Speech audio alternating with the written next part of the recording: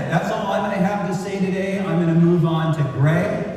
Greg Valliere has been following Washington for over 30 years. He's widely quoted in the nation's financial press, and he's a frequent guest on CNBC. He's no stranger to trends, having been with us 8 times before. Please welcome back Greg Valliere.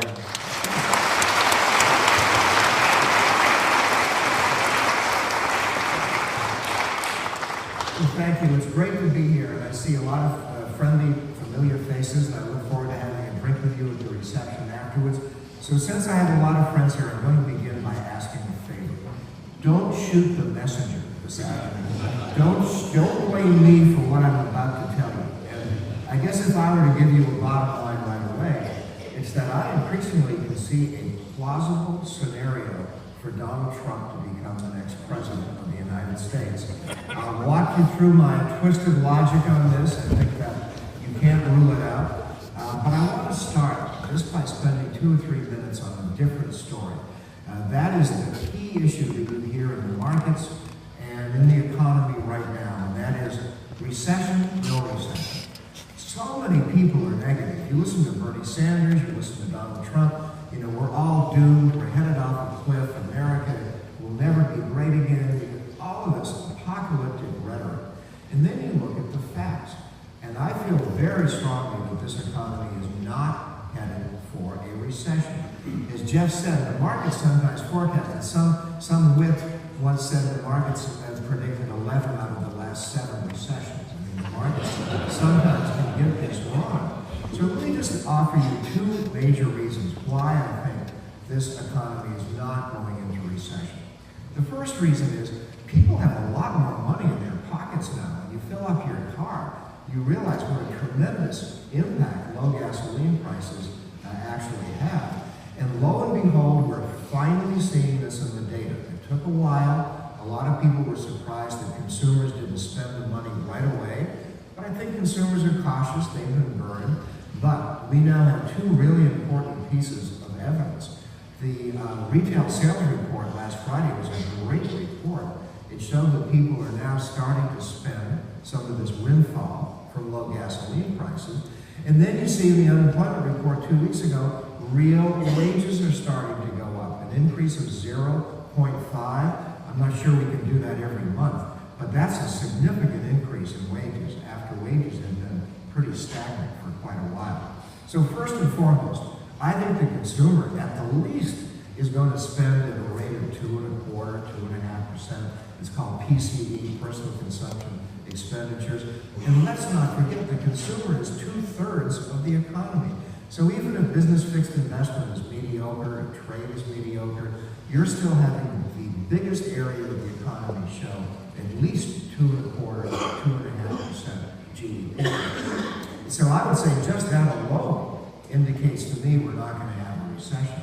Then you add the other big factor, and that's the clear sign of healing in the labor market. Is the unemployment rate really 4.9? Everybody asks me that. I have no idea. There's discouraged workers, people who maybe are underemployed, but you cannot deny the trend on the unemployment rate. It has come down dramatically since I saw all of you last year.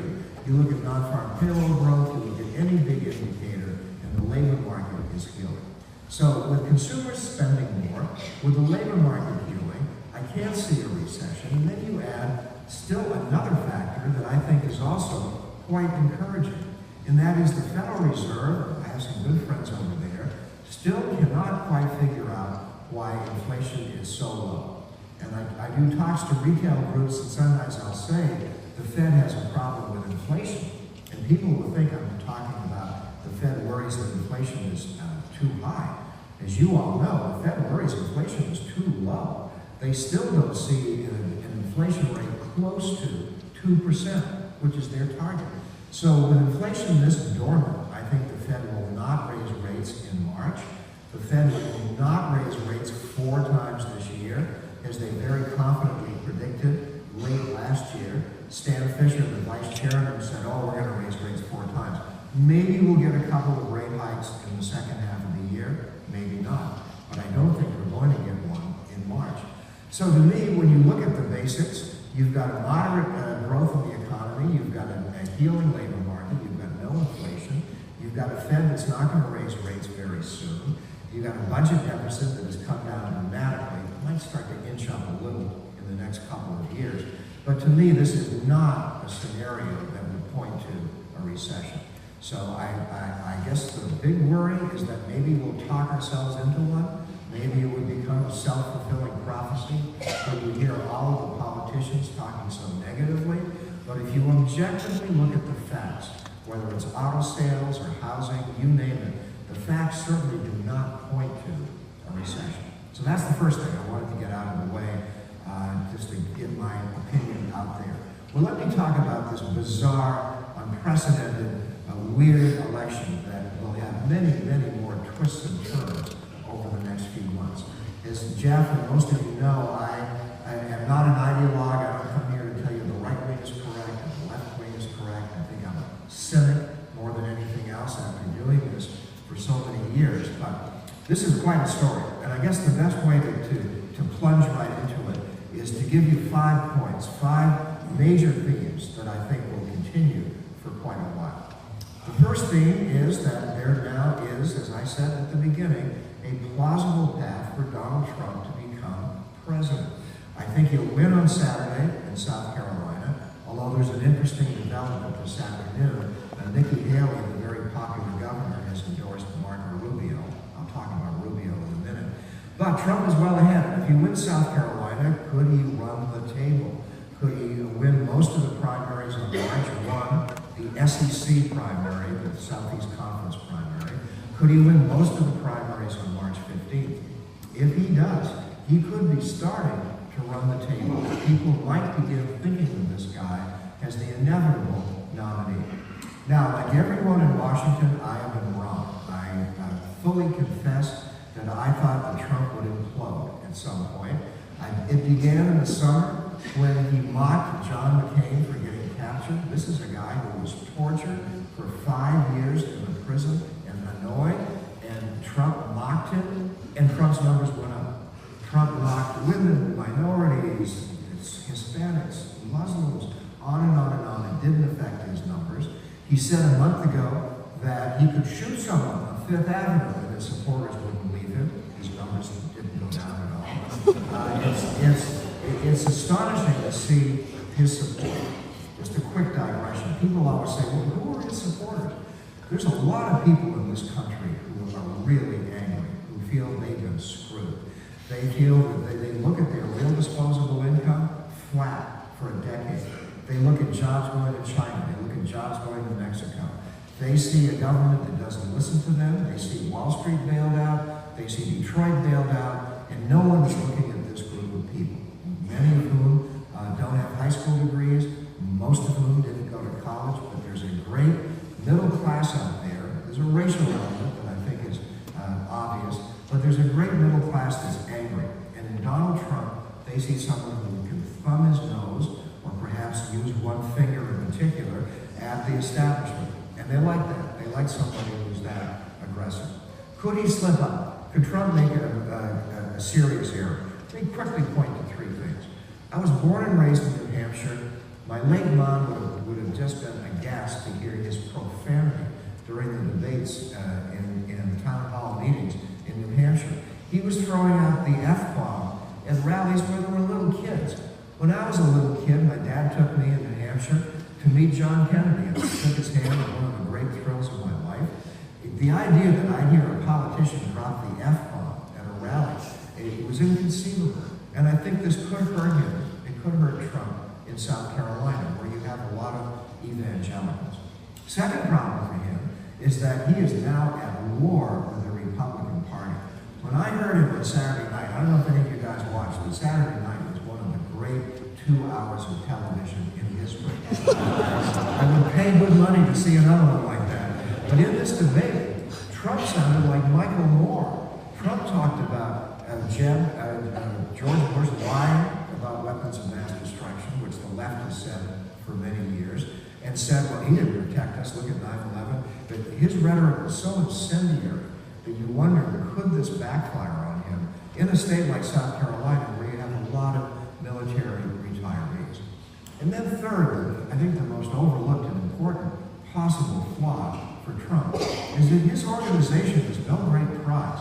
He is skimped. He's not spent a lot of money on a first-rate organization. He got out-organized in Iowa. People who know politics, and I talk to a lot of people in the business, saying he does not have a first-rate staff. And a long slog like this is going to be, that could come back to haunt him. But for now, I would say he is the favorite to run the table and be the nominee. Second big point I would make is that the party still has not coalesced around an establishment candidate. I've argued, and I probably said this last year, and I've said this for months, that the most talented Republican by far, the most electable Republican by far, is Marco Rubio. Great speaker, comes from the right part of the country, great family story. He's young and he looks young, but he's someone with plenty of gravitas. And if you talk to Hillary Clinton's people in private will tell you they fear him more than anyone else. But he still hasn't gotten over the hump. Maybe the endorsement today from Governor Haley will make a difference, but he needs to start finishing second, at least, in some of these races.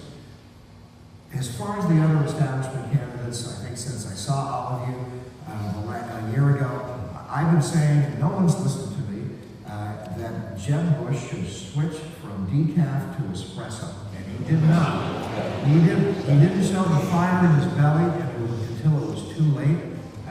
He did okay in the debate on Saturday night, but I think it's too late. Maybe he'll get 15% on Saturday night in South Carolina, but I don't think it's enough.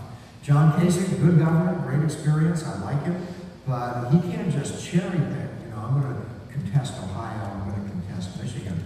That's not going to work. That's not going to get him enough delegates. So there still is not an establishment candidate. Third point I would make is that organization really counts. And the best organized Republican by far, the most steely, the most determined Republican by far is Ted Cruz, who out-organized everybody and won Iowa. Now, Ted Cruz has a problem.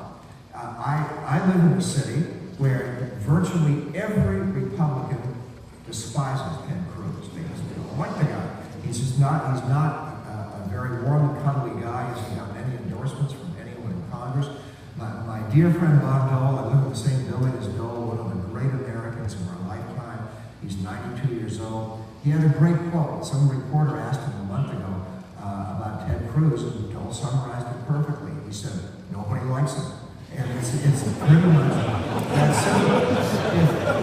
If you're a committed conservative, you have to like Ted Cruz. He really is a committed conservative, but I think that his unlikability is a problem despite his great organization. Fourth point I would make is that the candidate with the most passionate support by far is Bernie Sanders, who is electrified a group of young people. Our daughter and all of her friends they're all in their early 20s, they love Bernie Sanders. Why? He's going to forgive their student loan debt. That's like catnip for a 21-year-old. When you ask him how he's going to pay for this stuff, he has no, other than tax Wall Street, tax the rich.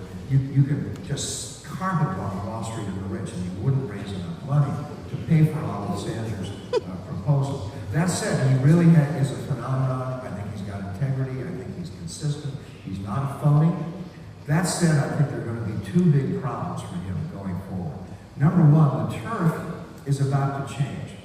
Races in South Carolina, and then on March 1 and March 15, will be in states with many more African Americans, more traditional Democrats, and I'm not quite sure that he will do quite as well. I wouldn't be shocked if he ties or narrowly wins in Nevada this weekend.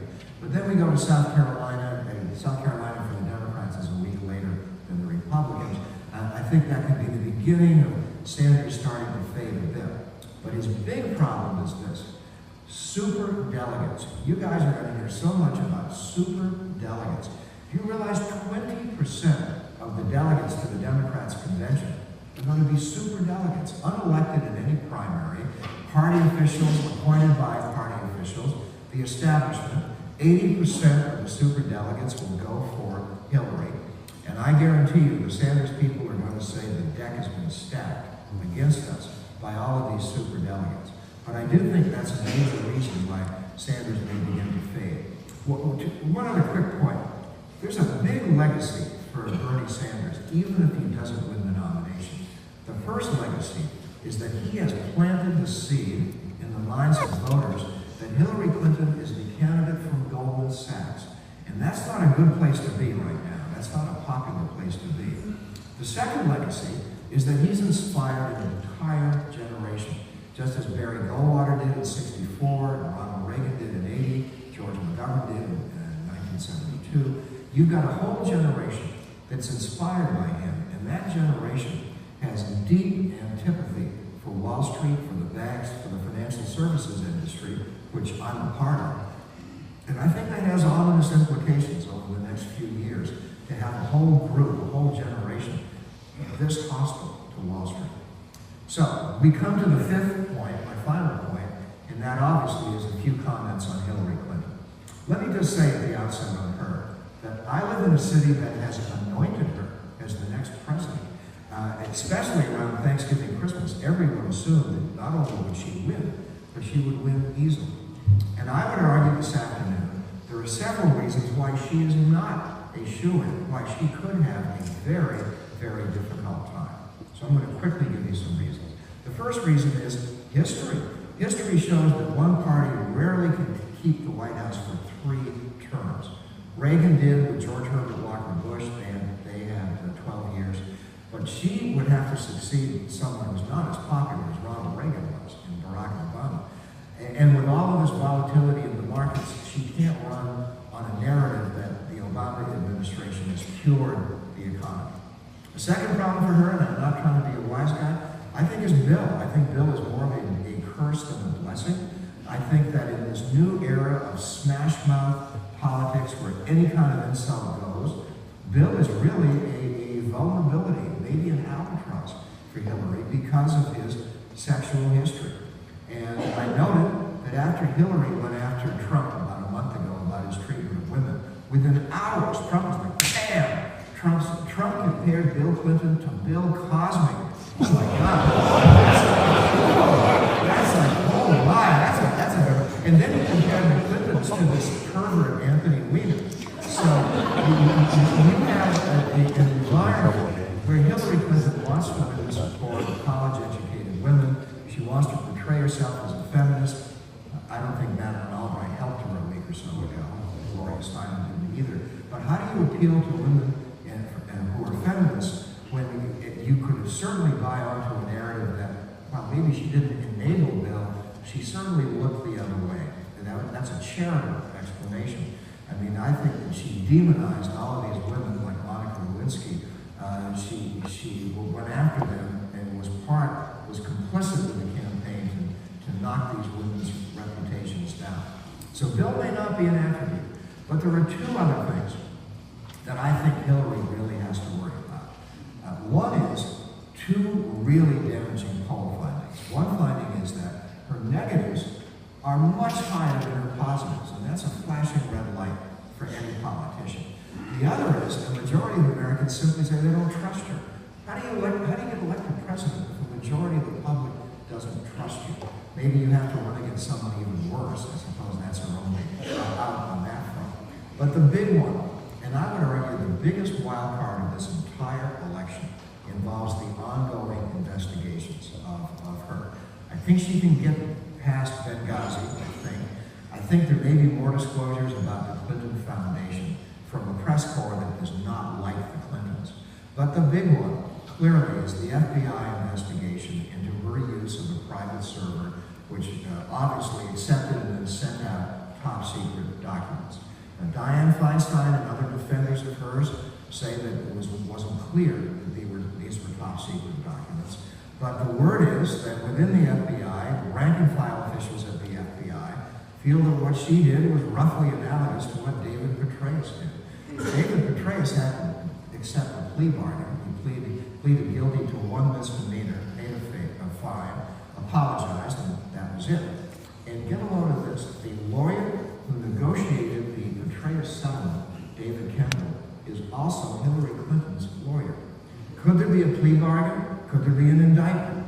I frankly question whether Loretta Lynch would indict Hillary Clinton, Lynch being the Attorney General, But that's the rumor that's swirling around Washington, that there could be an indictment. So what happens if there is, or a plea bargain? Well, under that scenario, the next big rumor, now we're going to get way into the twilight zone in the next 5 minutes. The next story is that if Hillary looked that damaged, and it looked like Bernie Sanders could hang on, I think Joe Biden would reassess his decision not to run. There's a lot of speculation that he is now recovered, or he'll never fully recover from his son's death, but that he's healing, and would consider a run if he thought the party would have a devastating time in November. Now there are rumors about others. There's rumors about John Kerry. There's rumors, Jerry Brown, 77. I've heard a rumor about him. There's Elizabeth Warren. I'm beginning to think, where's Michael Dukakis? Maybe they can find him. So I would say that the Biden story may have some credibility if she looks really weak. And all of these rumors, like, oh my God, Biden would be terrible, all the gas he makes. Don't you think Donald Trump has lowered that bar just a little bit when it comes to making gas? So that's one story. So I think you get my point that this nomination is worth winning for the Republicans. So let's go fast forward to how this might come out. So I think that this will not be resolved on the Republican side until June 7th in this state. And when I was a kid, California often was the determinant primary. How can anyone forget who was alive in 1968? Bobby Kennedy won, was killed that night. California on June 7th could determine the nominee, or this could go until July 18th. As Karl Rove and others have said, this could be a classic deadlocked, brokered convention. 3 scenarios. One is someone gets to Cleveland with just barely a majority plus 1. I would argue that's probably Trump. Scenario number 2 is that no one goes to Cleveland with a majority, and then the wheeling and dealing begins. If Trump thinks he's a great dealer, the art of the deal, we'll see how good he is, but he might have to say, you could be Treasury Secretary if I can get your delegates, or whatever. There could be that kind of wheeling and dealing. Or, number 3, there could be truly a brokered convention that could pick someone who hadn't run. And if you go back on Wikipedia, as Jeff does, and all of these websites, you look at the 1920s and 1930s, there were several brokered conventions. And when that happened, it was from out of left field, someone no one had expected. Could there be someone who could emerge in Cleveland if this is deadlocked? Well, you hear about 2 names. One is Mitt Romney. He still has the itch. Whenever you get that close, he's going to have the itch for the rest of his life. But I think the party would revolt if Mitt Romney were the nominee. The base, the Ted Cruz, Donald Trump base would revolt. But there is one other name. There is one other fellow, bright, young, articulate, likable, who has already accepted a draft to be Speaker of the House. And I don't rule out in a hopelessly deadlocked convention that they could turn to Paul Ryan. So then we go to the next scenario, as we're in the twilight zone here for another minute or 2. The next scenario is, could we start talking about a third party? Is that possible? And I would say maybe. I think if Trump is denied the nomination, he'll threaten, he did this week, he threatened to run as an independent. But he's got to think, if he does this, it would be analogous to Ross Perot, who didn't win a state but won 23% of the vote and guaranteed the White House to Bill Clinton, just as Trump, I think, would guarantee the White House to Hillary Clinton. The other more intriguing story, probably, would be the emergence of a more centrist party, with the Bushes, Romney, John McCain, and one certain fellow from New York City who is worth, and I looked this up on Wikipedia, Michael Bloomberg is worth $37 billion. So he could spend $2 or $3 billion and it would be a rounding error for him. So that's not out of the question that he might run. He's a little older than he looks. I think Bloomberg's 71, but all these people are over 70.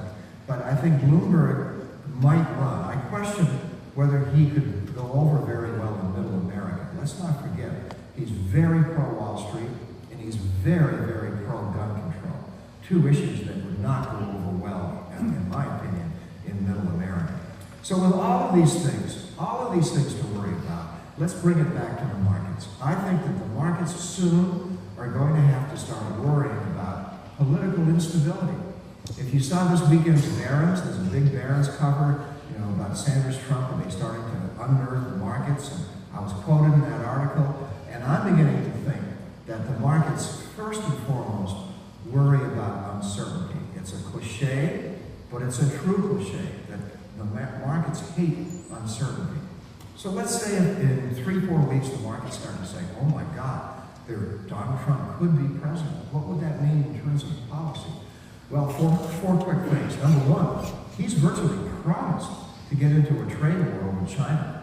And I understand the Chinese don't play fair, they hack into our companies, they treat dissidents poorly, I get that. But do the markets really want to see a trade war between the U.S. and China? I don't think so. Number two, he's been very provocative toward Janet Yellen, as has Cruz, both talking about curbing the Fed's authority. Do the markets want to see a new president immediately get into a spitting match with Janet Yellen? Third, Trump talks about mammoth tax cuts. By every estimate I've seen, it would blow a $7 or $8 trillion hole in the budget, and their spending would go way up. And then fourth, Trump has been unabashedly critical of Wall Street, promising to tax Wall Street, tax transactions, take away tax breaks. Sometimes when I see Trump's quotes about Wall Street, if it's in print, I look at the second time and go, is that Elizabeth Warren or is that Donald Trump? So I would say the markets would worry by all the uncertainties from a policy standpoint, not to mention foreign policy. This is a guy who was asked where he got his foreign policy expertise, the Sunday talk shows. So I think there's a lot that markets would worry about with Trump. So what if Hillary wins? Well, let me just say this. I mean, the easy call, and I said this last year, is that a Republican House would thwart her. And I think the House will stay Republican because of the way the districts are drawn, gerrymandered. But even if there's a president who doesn't have a lot of support in Congress, there are 3 big areas where Hillary could have influence. The first would be a continuation of all of these executive orders, on clean air, there's a new one on financial advisors, all these executive regs would continue with her. Number two, a president more and more, to many people's dismay, can commit U.S. troops abroad without approval from Congress. And it's clear that she's got more testosterone than Barack Obama. And I think she would be far more inclined to commit the U.S. to a very aggressive military posture in the Middle East. And as I always say in every one of my talks, and I'll say right now, the purest investment play in Washington is the defense stocks. They've done very well the last few years, and regardless of who wins in November, they'll continue to do very well. And then the final area, I've been saying this for months and months, the final area where a president has an influence. When young people say, why should I bother to vote? I always say, you should vote if for no other reason than the Supreme Court. And lo and behold, we've seen in the last few days, the Supreme Court become prominent. I live in the same building as Ruth Bader Ginsburg, who does not look good. She's 83. She has pancreatic cancer. That's not a good one. And I think that there's going to be more departures from the Supreme Court. So obviously, a president can do quite a bit. And I think Hillary would have a big influence. Can I have 5 more minutes to rant? I'm going to do a rant for 5 more minutes, then we'll all get a drink and maybe joke around about it. You'll need a drink after my rant. So let me just say, I think this has been, in many respects, a fundamentally unserious election. We talk about Trump's hair, does he look orange on TV? We talk about, Marco Rubio's shoes, all this trivial stuff, while really serious issues have languished. I'll point out 3. Let me start with a social issue. In Iowa, all they talk about is gay marriage. That train has left the station. I don't think the country really cares that much anymore about gay marriage. It's like, whatever. But there is a social issue that has to be addressed, and no one is talking seriously about it. Now, I'm from New Hampshire. You go to Manchester, New Hampshire, you go to rural New Hampshire, you go to rural Vermont, and you ask the people what's the biggest problem in their lives, and they'll all tell you it's heroin.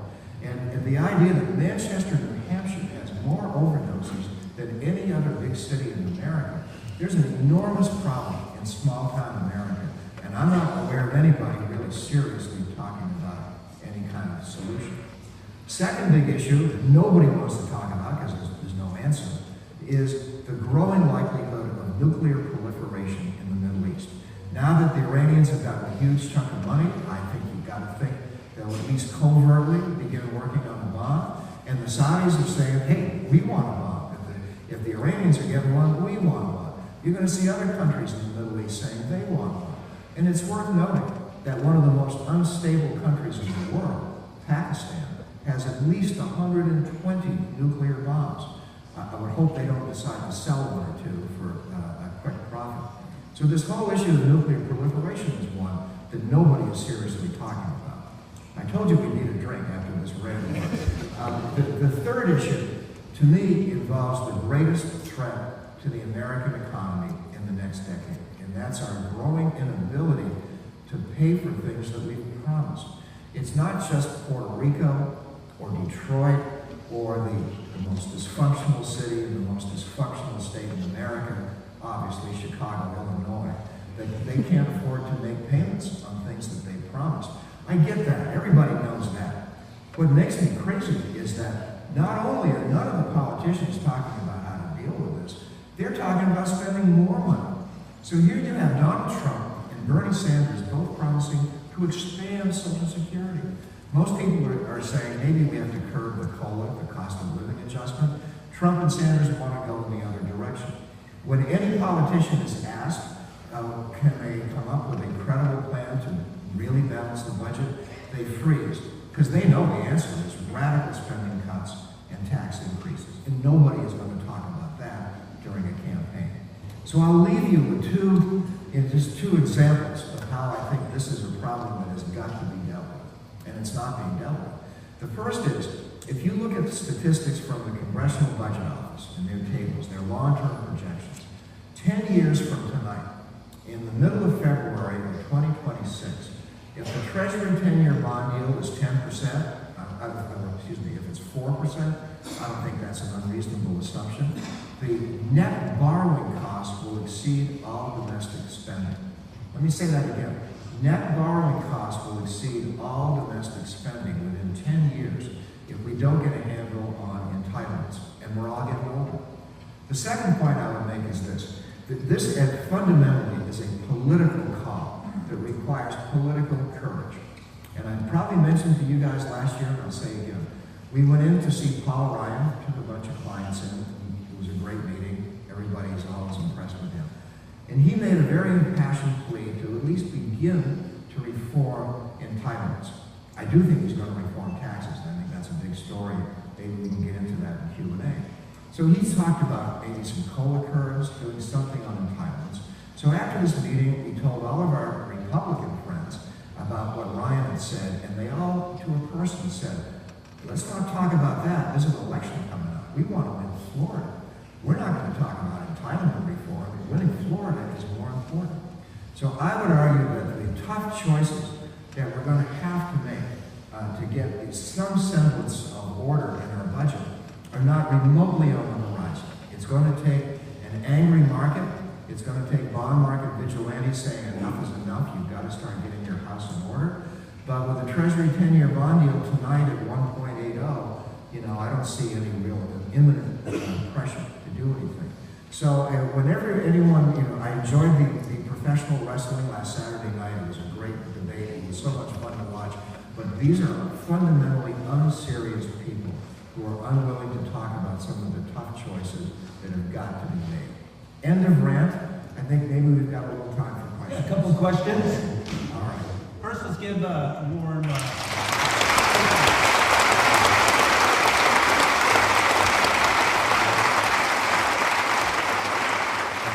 we have a couple of questions for Greg? Stand up if you want to ask. If you want to talk about running mates or Obamacare, anything you want to talk about. Yep. Yep. There's a mic to your right. I can't hear you too well. Tom raised two questions, queries, one economic, one political. Sure. How do you see, I read articles that the depressed price of oil has caused up to $100 trillion of loss of market capital. How do you see, given your optimistic forecast relative to the economy, how banks' asset sheets are going to be suffering and then they'll be under stress? So that's the economic question. How do you see the oil play out? relative to the economy. And then the political question is relative to the Supreme Court. Doesn't the Supreme Court nomination issue play into the Democrats' hands? It's going to bring out a much larger vote. It's not just about electing a president, it's about electing a president and a Supreme Court justice. Two great questions. And I try to be on the 50-yard line, but on your second question, let me just say this. I thought Mitch McConnell miscalculated with what he said. He basically said, you could nominate Mother Teresa, and we're not even going to look at the nomination. Well, if part of the Republican narrative is that Washington is broken, comments like this from Mitch McConnell just reinforce a belief that the Republicans are equally complicit in the breakage with that kind of an attitude. And by the way, I thought maybe Mitch McConnell could have waited until Scalia's body was cold. He said it like 2 hours after Scalia died. We're not even going to consider this. So I agree with you. I think this highlights the fact that there's a very obstructionist Republican Congress. This doesn't mean I'm going to give Barack Obama and the Democrats a free pass. I would say that the departure in a few months of Harry Reid finally gets the most obstructionist politician I've seen in my entire career out of office. So both sides are equally to blame. But I thought McConnell was tone deaf in saying we're not even going to consider whoever you nominate, even someone who got approved 99-0 to a lower court position. We're not even going to consider it. So I agree. The second point on oil, it's not a positive story, to say the least, in Texas, Oklahoma, the Dakotas, where unemployment will go up. But it was an interesting piece. I can't quote it verbatim, but any of you interested, Alan Blinder, the former Fed vice chairman, had a piece of an op-ed piece in the Wall Street Journal about 3 weeks ago. He pointed out that the oil impact on the overall economy was fairly minimal in terms of workers, in terms of business fixed investment, in terms of their impact on the stock market. It's not trivial, but it wasn't quite as big as I had thought. And now, if we do have a deal in place today between the Russians and the Saudis and others to at least set some production cap based on production at the beginning of the year, that's important. I think maybe this deal that we've gotten could at least keep a floor at about $30, $32 a barrel. I think maybe the hemorrhaging is over. So I think that one of the reasons why the stock market has been on a tear, including the big rally today, is a belief that maybe finally we put in the bottom on the price of oil. And I would continue to argue that the bigger impact of oil on the economy, it's not layoffs in Oklahoma. The bigger impact is the tax cut that we're all getting with gasoline at $1.50 a gallon. Other questions? More? I can't see them. Yeah. Is there anybody else? I see one, yeah. So to follow up on the Supreme Court, Yep. do you think a new Supreme Court justice will be confirmed? And if so, do you have any predictions as to who it might be? No, I don't think you'll get one confirmed. If McConnell had been smart, he would have said, all right, we'll consider it, we'll have hearings. And before you know it, it's the July break, and then before you know it, it's the August break, and then they go home for the election and say, oh, we just didn't quite get to it in time. There were ways to finesse it without sounding as obstructionist as Mitch McConnell sounded, in my opinion. I think it's pretty unlikely that any appointee would get approved. I'd probably say maybe there's a 20% chance. It would have to be someone who was very popular, obviously, among Republicans to get that through. You know, can I ask myself a question at the end? Running mates. I can't leave without talking a little bit about running mates. So, if Trump is the nominee, he has got to get someone who can maybe mend the broken relationship he has with Hispanics. He's got to get someone who understands geopolitics, because he obviously doesn't. He's got to get someone young, because Donald Trump would be the oldest president ever. So I think the logical pick would be Marco Rubio. The two of them have not really gone at it. Rubio is plenty bright enough. He could help win Florida, which has 29 votes. I think that would be a decent fit. If the nominee is Cruz, I think he's got to find someone who can get along with Congress, someone like Rob Portman.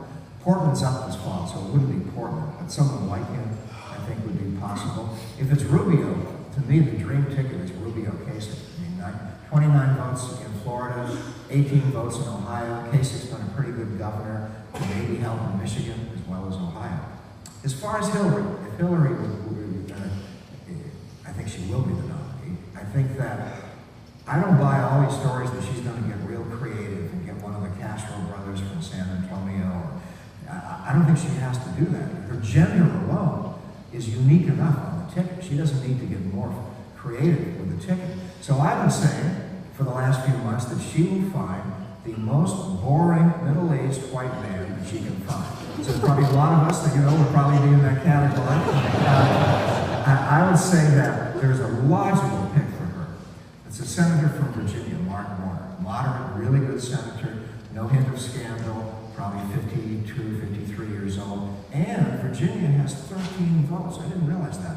Virginia's moving up on electoral votes in states like New York fail on electoral votes. So I think she would probably pick someone who is pretty plain vanilla, not anything extraordinary, considering to her alone would be unique enough.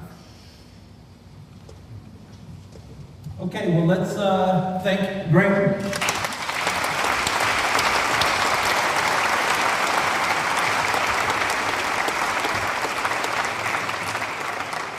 Greg will be joining us for cocktail. You serving beer? We are serving plenty of beer. So I'm just going to recap real quick. It was a fabulous year, 2015. Everybody came out ahead. Everybody came out a winner in 2015. But 2016 could be different. There's certainly going to be some winners. There's certainly going to be some losers. Not everybody's going to come out a winner. But fortunately, we can learn from the mistakes of others to ensure that all of us in this room succeed in 2016. And how can I make such a blanket promise? Well, I'm going to tell you that here in a second, but first, I do want to thank one more time Greg, and if any of the other mayors are still here, Mayor Libby Schaaf, Vice Mayor Teresa O'Neill, and Mayor Sam Licardo, as well as our sponsors and my staff, the staff of the California Theater, and thank you all for attending.